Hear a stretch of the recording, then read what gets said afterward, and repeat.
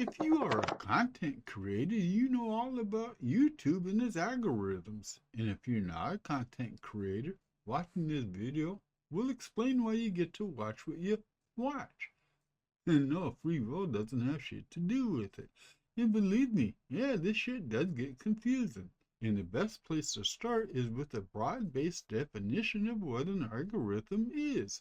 And that definition is that an algorithm is a set of instructions, a step-by-step procedure to get something done, to accomplish a certain task. So keep that definition in mind, that an algorithm is a set of instructions.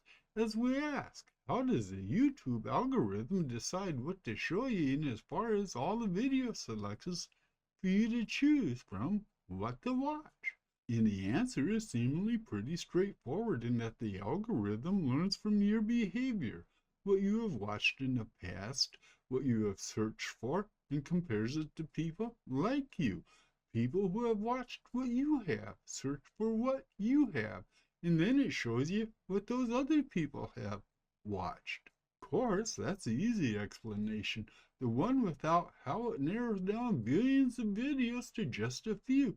Not to mention there are click-through rates, viewer retention, the numbers of likes and shares, as well as location and age of your video. But before we get all our undies bundled up in total confusion, let's take a step back and look how the YouTube algorithm got to where it is today. In other words, the history of the YouTube algorithm. YouTube first appeared on scene in 2005.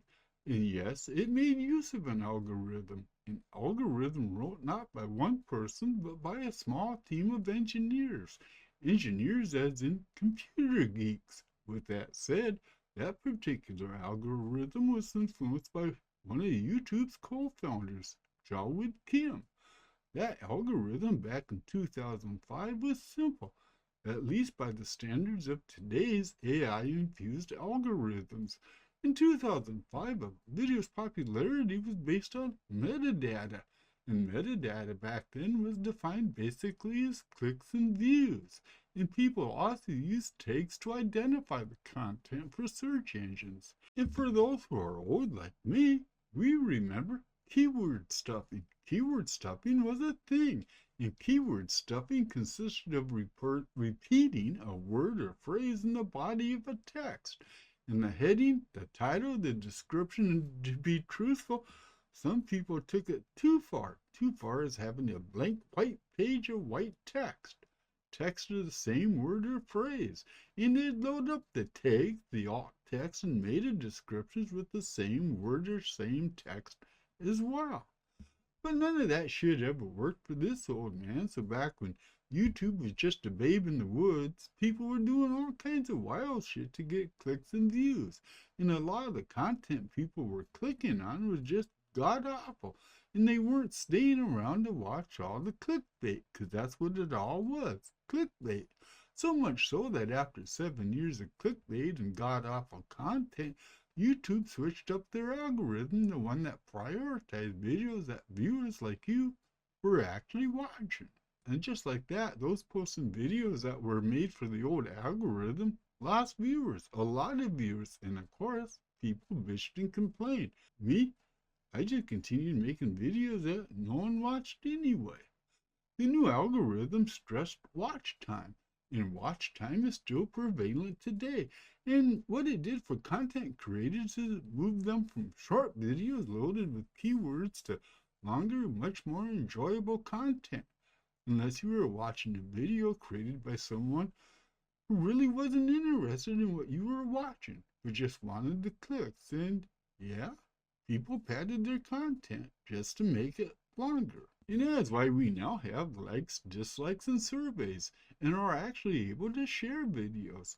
That's because those things let the algorithm know that people liked a certain video more than just enough to watch the video. The next big change in YouTube's algorithm came in 2016, 4 years after making watch time a big thing, and it was all about personalization. Personalization based on deep learning neural networks. And yeah, I'm talking about artificial intelligence.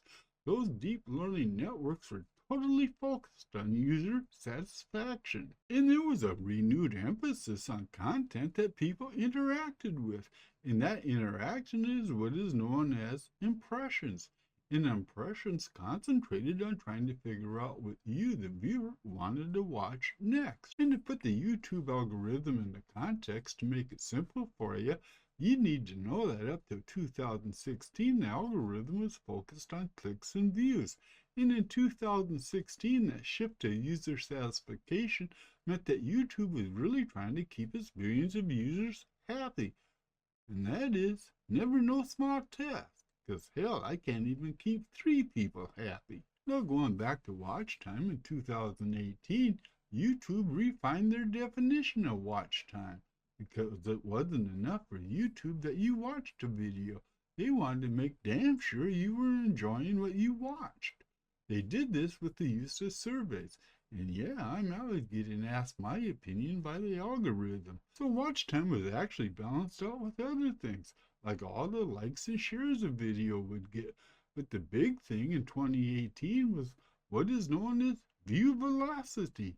And that's how well your video does in the first 24 to 48 hours. And view velocity is important these days.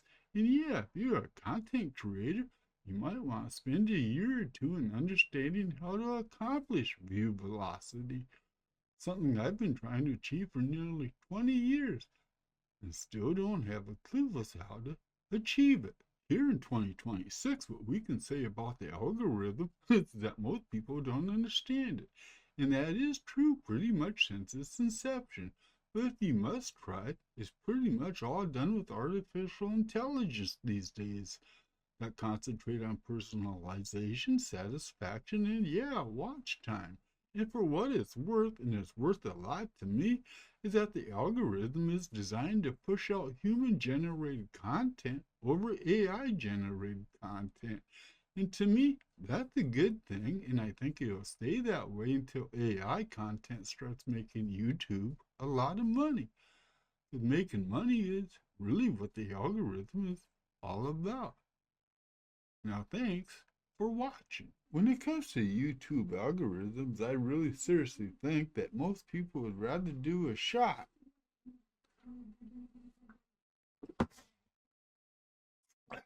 and get drunk as shit than think about it.